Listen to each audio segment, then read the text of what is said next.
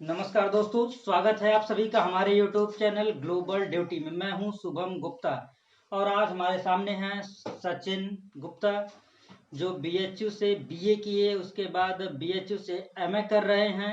BHU से MA करते हुए इन्होंने फर्स्ट अटेम्प्ट में ही जून 2020 में JRF 99.5 परसेंटाइल से JRF हुए हैं।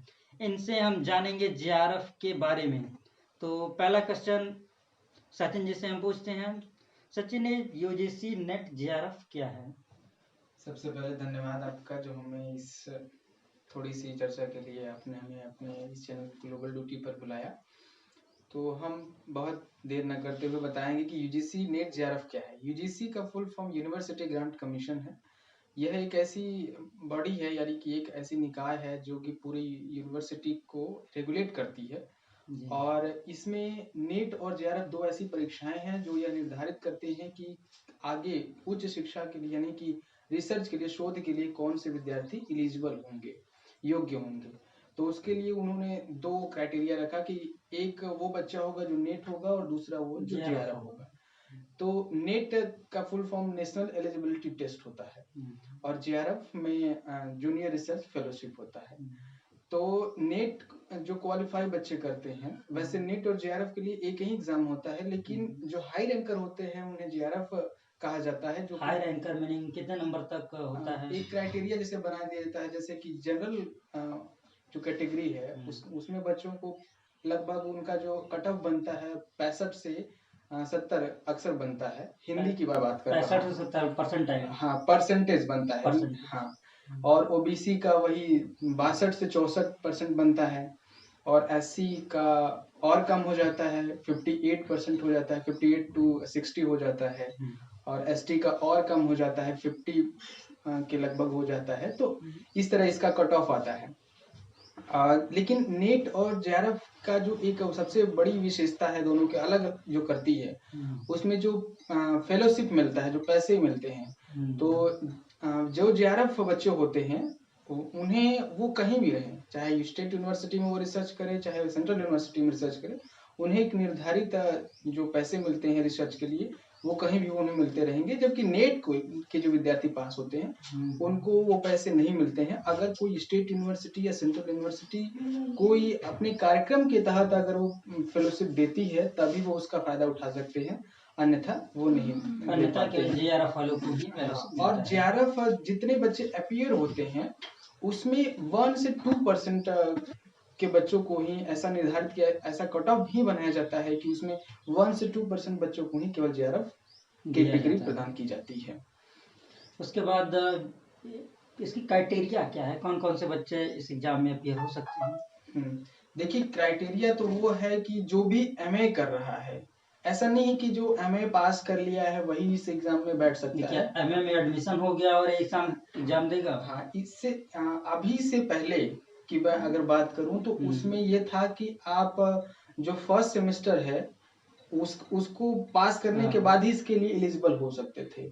लेकिन अभी एक ऐसा आ गया है, नियम आ गया है कि आप अगर फर्स्ट सेम में भी हैं तो एडमिशन हो गया है, हाँ, एडमिशन हो गया तो आप इसकी परीक्षा को दे सकते हैं। और साल भर में, एक साल में इसकी 2 एग्जाम होते हैं और अक्सर ये जून में होता है पहला और दूसरा दिसंबर में होता है। आपने भी जो हमने भी जून 2020 में JRF निकाला। इस बार जो कोविड की वजह से वो बड़ा इधर उधर हो गया है, जून का दिसंबर में हुआ और दिसंबर का भी फिर मई में होने वाला था, लेकिन वो भी पोस्टपोन हो गया है। तो आपने इसके क्राइटेरिया के बारे में बताया। अब जानेंगे जो हमारे व्यूअर हैं, जो और सहपाठी हैं, छात्र हैं, जो यूजीसी नेट JRF की क्वालिफाई होने के लिए अथक प्रयास कर रहे हैं, तो उनके लिए इम्पोर्टेंट बुक क्या रहेंगे, कौन से रास्ते को फॉलो करें? कि आपने भी फर्स्ट अटेम्प्ट में ही JRF हो गए थे, तो वैसे ही कुछ मूल मंत्र बताइए जिससे कि और भी बच्चे फर्स्ट अटेम्प्ट में ही JRF क्वालिफाई हो जाए। देखिए, JRF फर्स्ट अटेम्प्ट में हासिल करना कहीं न कहीं बहुतों लोगों के लिए लगता है कि ये बहुत बड़ी बात है और निश्चित रूप से यह बड़ी बात होती है। लेकिन हमने जहाँ से अपनी शिक्षा पाई है, बनारस हिंदू यूनिवर्सिटी से, वहाँ का जो सिलेबस ऐसा बनाया जाता है कि बच्चे एमए करते करते और वहाँ एमए पास करते करते वो रिसर्च के लिए एलिजिबल हो जाए, उस एग्जाम के लिए हाँ, एलिजिबल हो जाते ऐसा हैं। सिलेबस वहाँ बनाया जाता है, ऐसा डेवलप किया जाता है। जैसे कि जो भी क्वेश्चंस पूछे जाते हैं, अक्सर ये होता है कि जो बीएचयू के बच्चे होते हैं वो बहुत कुछ पहले से पढ़ लिए होते हैं, तो उन्हें बहुत ज्यादा मेहनत नहीं करनी पड़ती है। लेकिन जो बीएचयू से बाहर के जो बच्चे हैं, जो तो कि खासकर जो हिंदी पट्टी है, हिंदी के लिए अगर मैं बात करूं तो ये बनारस हिंदू यूनिवर्सिटी एक बहुत महत्वपूर्ण विश्वविद्यालय हो जाता है। तो अगर हम किताबों के बारे में अगर बात करेंगे तो इसमें कुछ महत्वपूर्ण किताबें, सबसे पहले ये बता दूं कि ये जो नेट और जेआरएफ की परीक्षा है, यह कुल 3 घंटे का इसमें समय होता है और कुल 150 प्रश्नों का यह होता है। हाँ, जिसमें कि फर्स्ट पेपर जो होता है उसमें teaching aptitude, environment, research aptitude, reasoning, mathematics और इस तरीके जो पैराग्राफ होते हैं, कंप्रिहेंशन पैसेज जो होते हैं, इस तरीके के प्रश्न आते हैं। और यह नेट और जेआरएफ से संबंधित जितने भी विषय के जो छात्र हैं, चाहे वो हिंदी हो, चाहे अर्थशास्त्र हो, चाहे समाज, चाहे इतिहास हो, चाहे दर्शन शास्त्र हो, चाहे इंग्लिश हो, किसी के लिए भी फर्स्ट पेपर का जो पेपर होता है तो सबके लिए बराबर, हाँ, सबके लिए बराबर होता है। लेकिन जो उनका जो सेकंड पेपर होता है, जिसमें उन्होंने एमए किया है, वह उनका विषय होता है। फर्स्ट पेपर जो कि सबके लिए होता है, उसके बारे में आप बताइए, कौन सी बुक? फर्स्ट पेपर के लिए एक ही बुक जो बहुत सर्वमान्य रूप में सबके सामने उपलब्ध है, वो है केवीएस मदान की किताब, जो मार्केट में पूरी तरीके से अवेलेबल है और बहुत आसानी से सब जगह मिल सकती है। वही किताब महत्वपूर्ण है और उसे ही पढ़ा जाना चाहिए अच्छे से, वही से सारे क्वेश्चन लगभग कवर हो जाते हैं। तो अब बात करते हैं सेकंड पेपर की। सेकंड पेपर आप हिंदी से हैं, तो हिंदी के बारे में, हिंदी के जो छात्र हैं उस सेकंड पेपर के लिए कौन से बुक को ले? हाँ, तो हिंदी के लिए जो जैसे मैं बताऊंगा, जो उसमें पहले तो ये जान लीजिए कि जो आपका सेकंड पेपर है हिंदी का, इसका जो सिलेबस है बहुत वास्ट है, बहुत बड़ा है, विस्तृत है। तो एक बार कहेंगे कि आप सिलेबस जरूर देख लिया, और सिलेबस देखकर आपको डरना नहीं है, सिलेबस बड़ा है लेकिन आप पढ़ सकते हैं, ठीक है। तो इसमें जो सबसे महत्वपूर्ण किताब है, पहले तो ये देख लीजिए कि जो आपके सिलेबस को आप देखेंगे पहले, तो वो ये लगे, हम डिस्क्रिप्शन बॉक्स में वो सिलेबस के लिंक आपको प्रोवाइड करा दिए जाएंगे चैनल के माध्यम से। तो वो सिलेबस में जो कहानियां हैं, छोटी छोटी कहानियां हैं, 10-12 कहानियां, 15 कहानियां हैं, वो आप पढ़ लीजिए। फिर उसके बाद जो उपन्यास लगे हुए हैं उसे पहले पढ़ लीजिए। और ये आपको खरीद कर ही पढ़ना होगा, जो भी उपन्यास लगे हैं, जो भी कहानियां लगे हैं, जो निबंध लगे हैं। और आपको सबसे अच्छी किताब बताएंगे निबंध के लिए, कहानियों के लिए, जो संकलन किए हैं शिवेंद्र कुमार मौर्य, है ना। ये जो किताब आती है मार्केट में है, तो इस बुक का फ्रंट पेज आप लोगों को डिस्क्रिप्शन में दिखाई देगा, उसका मैं लिंक डाल दूंगा। तो कहानियों के लिए एक संकलन है, जितने भी जिस नेट में लगे हुए हैं, और निबंधों के लिए एक संकलन है, ठीक है। तो इस तरीके से आपको मिल जाएगा पूरा। और ये भी ध्यान देने लायक है कि आपको जो यात्रा साहित्य है, या जो एक विविध आप में देखेंगे उसमें है, वो बहुत महत्वपूर्ण है। वो आप जो भी किताबें हैं आप नेट से या जहाँ कहीं से मिल जाए पढ़ लीजिए। लेकिन हम जो सबसे महत्वपूर्ण जगह पे बात करेंगे वो है हिंदी साहित्य का इतिहास, जो कि इस पूरे परीक्षा को एक तरीके से उसका पिलर है, बहुत बड़ा पिलर है, जो उसे पूरे संभाले हुए इस परीक्षा को सेकेंड पेपर के लिए। उसमें हिंदी साहित्य का इतिहास जो सबसे महत्वपूर्ण किताब है, उसमें आचार्य रामचंद्र शुक्ल का किताब हिंदी साहित्य का इतिहास, वो सभी को पढ़ना चाहिए। और लगभग एग्जाम से पहले तो 2 बार कम से कम पढ़ना चाहिए, वरना अगर आप जितनी बार पढ़ेंगे उसका उतना ही मजा है। और पढ़ते रहिए, वो आपके लिए आगे की परीक्षा के लिए, अगर आप रिसर्च में जाना चाहते हैं तो बहुत अच्छी किताब है। और दूसरी किताब हिंदी साहित्य के इतिहास के लिए। साथियों, हम हिंदी साहित्य के इतिहास के लिए ही बता रहे हैं किताब, क्योंकि हिंदी साहित्य का इतिहास ही जो 100 क्वेश्चन का होता है सेकंड पेपर, उसमें लगभग 35 से 40 क्वेश्चन जो है साहित्य के इतिहास से ही आते हैं। दूसरी किताब है रामस्वरूप चतुर्वेदी की हिंदी साहित्य और संवेदना का विकास। और तीसरी किताब अगर आप पढ़ना चाहें तो पढ़ सकते हैं आधुनिक साहित्य का इतिहास, डॉक्टर बच्चन सिंह का।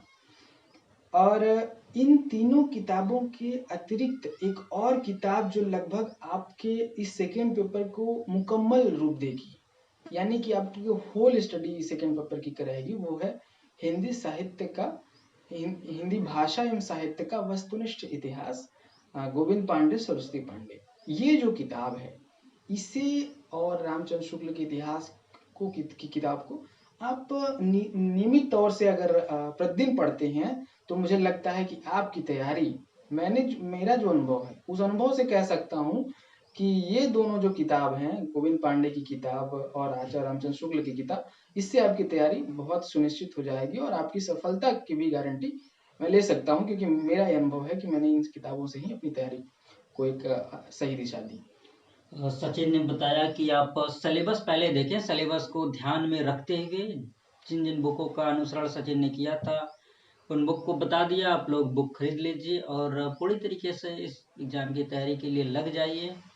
और साथ ही सचिन, हम एक बात और जानना चाहेंगे कि आपके सहपाठी रहे होंगे जो आपके साथ, उनको आप क्या मैसेज, जिनका आपके साथ एग्ज़ाम उन्होंने दिया, फर्स्ट अटेम्प्ट में जेआरएफ क्लियर नहीं कर पाए, जेआरएफ नहीं नेट क्लियर किए और हो सकता है फिर एग्ज़ाम दे जेआरएफ के लिए, तो उनके लिए आप एक छोटा सा मैसेज कि वो किस तरीके से, क्योंकि वो सिलेबस जानते हैं, बुक जानते हैं, सब कुछ वो जानते हैं, लेकिन ऐसा क्या हो जाता है कि उनका जेआरएफ क्लियर नहीं होता है, जेआरएफ नहीं हो पाते हैं, तो उनके लिए एक छोटा सा मैसेज।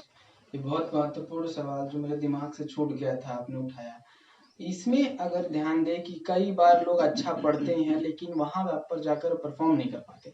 हमारे ऐसे, मैं अपने साथ के कई ऐसे साथियों को जानता हूँ जिन्होंने इस परीक्षा में के लिए जितना समय देना चाहिए उतना दिया, पर्याप्त दिया, उनके पास मटेरियल भी काफी है, सब कुछ पता है उनको, लेकिन जो एक कहते हैं कि किसी भी चीज को पाने के लिए जो एक रणनीति, एक टेक्निक होती है, कई बार लोग उससे उससे चूक जाते हैं परीक्षा में।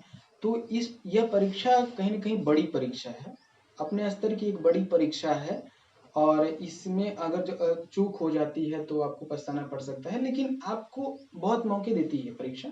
तो इसलिए जिनका नहीं हुआ है जेआरएफ, उन्हें घबराने की कोई जरूरत नहीं है। अगर आप लगे हैं तो ये होना ही निश्चित है। लेकिन हम दो चीजें हैं जो आपको बताना चाहेंगे, जो आपको ध्यान रखनी चाहिए। पहला है कि समय का प्रबंधन, जो टाइम मैनेजमेंट है आपका, वो टाइम मैनेजमेंट आप अगर बना पाते हैं, क्योंकि जो फर्स्ट पेपर है, जो 50 नंबर का, 50 संख्याओं का जो पेपर है, उसमें टाइम मैनेजमेंट बनाना बहुत जरूरी होता है, क्योंकि पूरे 150 क्वेश्चन आपको 3 घंटे का समय मिलता है, तो उसमें आपको ये देखना होगा। और दूसरी बात जो मैं कहना चाहता हूँ वो यही थी कि आपको टाइम मैनेजमेंट के लिए जो प्रीवियस ईयर के क्वेश्चंस हैं उसको घर पर ही आप मतलब प्रैक्टिस करिए, कि आप देखिए कि अगर 3 घंटे हमें मिला है तो 150 क्वेश्चन हम कितने समय में उसको कर पा रहे हैं। तो ये हुआ कि आप टाइम मैनेजमेंट कैसे करें, है ना। टाइम मैनेजमेंट के लिए आप प्रीवियस ईयर क्वेश्चन लीजिए और उसमें जितने समय फर्स्ट पेपर के लिए लग रहे हैं और कितने समय आपको सेकंड पेपर के लिए लग रहे हैं, तो ये जो दोनों चीजें हैं कि टाइम मैनेजमेंट में प्रीवियस ईयर क्वेश्चन देखिए और अपने आप को मूल्यांकन घर पर ही करिए, और रियली तौर पे घर पे बैठिए, 3 घंटे बैठिए। और दूसरी बात जो बहुत महत्वपूर्ण है वो धैर्य की बात है। आप धैर्य बनाए रखिए। कई लोग अपना धैर्य खो देते हैं, मेरे साथ के ऐसे कई लोगों को मैं जानता हूँ जिन्होंने एग्जाम समय में अपना धैर्य खो दिया और उन्होंने शायद एग्जाम भी छोड़ दिया कुछ लोगों ने। तो ये जो आप अगर पढ़ते रहेंगे नियमित तौर पर, इसे घबराने की बात नहीं है, इतना भी वो नहीं है कि आप नहीं कर पाएंगे इसे, आप निश्चित तौर पे कर लेंगे, बस आप धैर्य बनाए रखिए। धैर्य रखना बहुत जरूरी है और आप प्रैक्टिस करिए ताकि आपकी टाइम मैनेजमेंट अच्छे से आप एग्जाम हॉल में कर पाए उसको। यूजीसी नेट जेआरएफ से संबंधित हम आगे भी बात करेंगे। आप लोगों के जो भी क्वेरी हो कमेंट बॉक्स में पूछिए, हम फिर सचिन से मिलेंगे और फिर आप लोगों के क्वेश्चन का जवाब देते रहेंगे। अगर आप लोग ज़्यादा ज़रूरी होगा तो हमारे कमेंट सेक्शन में सचिन बताया करेंगे कि डायरेक्शन दिया करेंगे कि कैसे क्या पढ़ना है। आगे भी रणनीति और टेक्निक एक महत्वपूर्ण बिंदुओं के बारे में आगे भी हम वीडियो में बताएंगे। शुभम जी, ग्लोबल ड्यूटी नाम से जो चैनल चला रहे हैं उसमें ये लगातार जो समस्याएं हैं, जैसे सामाजिक समस्याएं और जो सामाजिक, कई बार जो सामाजिक विषमताएं हैं, चाहे वो सरकार की विफलताओं के बारे में हो, चाहे वो किसी भी संस्था की विफलताओं के बारे में हो, उस पर लगातार अपनी प्रतिक्रिया देते रहते हैं। और अभी आपको इससे कुछ दिन पहले आपको जैसे शैक्षणिक जो कार्यक्रम चलते हैं या जो भी परीक्षाओं के कार्यक्रम हैं, या जैसे कि आपको काशी हिंदू विश्वविद्यालय से संबंधित जो भी जानकारी इससे पहले ये देते रहे हैं और कई बार आंसर की निकालते हैं और एनालिसिस करते हैं क्वेश्चन का, और तमाम चीज़ें जो एजुकेशनल है वो करते रहते हैं। अभी आपको ये रीजनिंग पढ़ाने वाले हैं बीए के कोर्स के लिए, और अभी आपको ये सब जानकारियाँ दे रहे हैं, तो ये बहुत महत्वपूर्ण है जो आप बहुत जगह नहीं मिल पाता है। तो आप ये कहेंगे कि ये बहुत अच्छा काम कर रहे हैं ये, ताकि जो भी अगर जो वंचित है इन चीज़ों से उन्हें ये लाभ मिलता रहे। तो मैं आपसे विनती करूँगा कि आप इस चैनल को ज़रूर सब्सक्राइब करें, लाइक करें और अपने साथियों को भी शेयर करें। धन्यवाद सचिन, आपने हमारे कार्य को सराहा। इसी प्रकार से आप लोगों का साथ मिलता रहेगा, हम आगे आप लोगों के साथ मिलकर आप लोगों के साथ